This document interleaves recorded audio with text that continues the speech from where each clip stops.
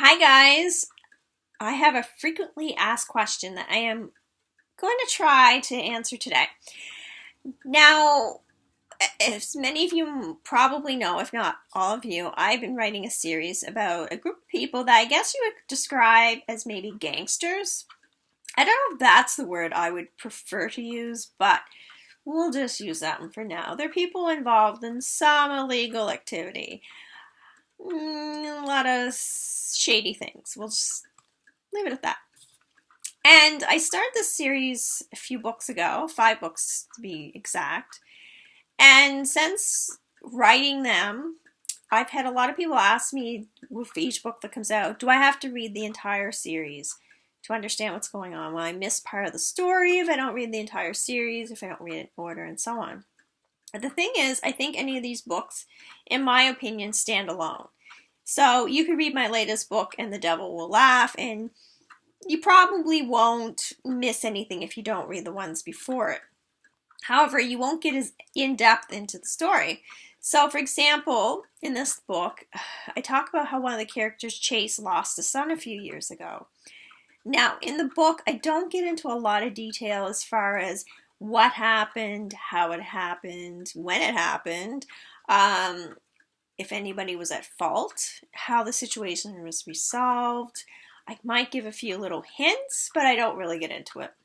I just make reference to the fact that he lost a son. He was very discouraged by the legal system, felt like they weren't very helpful. And it kind of changed the way he looked at the whole, the legal system, the police, the lawyers, everyone. He just kind of felt like they disappointed him. And that's really all I say. So you can continue reading and not be lost in the story and be like, what? What happened? You just have to know that for the specific point being made. However, if you aren't curious and you were to go back and read the book that this particular incident took place, then you kind of like, oh, okay. You get a much broader understanding. So I think that's the thing. That's probably the thing with a law series. I'm, in my opinion, I think you could probably pick up, like I say, any of the books and just read and be fine and not be, what's going on? Because I do kind of go back and say, oh, well, this happened way back when, and make a little sort of reference that's quick and digestible, but it's not too much information. I don't retell the whole story. I will tell enough that I feel that you need what you need to know. So let's just go through the books really quick. This is the first book. Oops, that's not the first book. Okay, let me try this again. This is the first book. We're All Animals. And when I wrote this about this guy, Chase Jacobs, I did not intend in writing a series. However, at the end, this character Diego came along, and I just had to explore more. Now, that was one of the reasons. The second reason is because in this first book, Chase is a very naive boy next door kind of guy, lives in the country, moves to the city, and he changes his kind of view of things slowly. But he's still a little naive, and he gets involved with some criminals and doesn't realize they're criminals.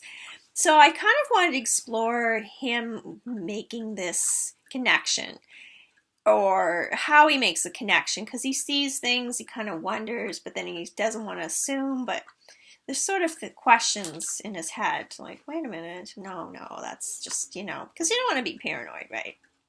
So then the next book, which I tried to show you earlier, Always Be a Wolf, it's a lot about him kind of discovering what's really going on. And through his eyes, looking at this character Diego that comes in, of course, he meets Diego because he's working originally for his sister Jolene. That's the kind of when he starts getting involved in this sort of criminal element, not realizing it. He thinks he's just doing a regular job, right? He has no idea.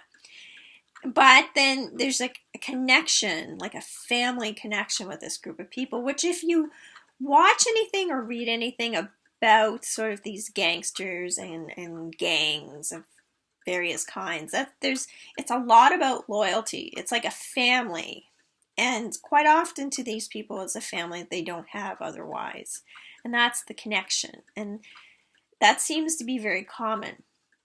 And they need that. They need that loyalty, that sort of gathered strength. And I think Jace is definitely somebody who needs that. He's not, I don't want to say he's not strong enough on his own, but I think he really needs that support, and this group of people give it to him. And they're there for him during times where he really needs it, like when his son passed away, for example. Now, you really see that loyalty within the group. Now, in my third book, the protagonist is no longer Chase. I almost showed you the wrong book again. In this one, The Devil Smooth Like Honey, the protagonist is actually a guy named George Hernandez. Now, this guy is completely the opposite of Chase, where Chase is the boy next door, very sweet and so on. George is like the opposite. People like him, but he's very strong. He's probably the strongest character I ever wrote about. And now we're really starting to see what's really going on behind the scenes. So you're kind of seeing the flip side of the first couple books. The first couple books you're seeing a little bit. From that point on, though, you're seeing the flip side, sort of the deep down and dirty of it, to be blunt. Now, my latest book, And the Devil Will Laugh, just continues that, and it gets more deep down and dirty, quite frankly. And, you know, it kind of digs more into the political side of the world, what's going on right now, what we're seeing, because we're seeing a lot of very sinister things. Corruption and so on. It's all in there. It's all in there. Anyway, so that kind of answers the question. I think if you read all the books, you really get the whole story. You really get to learn what's going on a little more in depth. But if you picked up, say, the new book, And the Devil Will Laugh, and hadn't read any of the other books, I think you'd be fine, but you might want to go back later and read the others, you know, depending on how you feel about the book. Yeah, so I think that probably answers the question. If anybody else has a question, please let me know. Go to Mima on Fire to learn more. Have a great day, guys.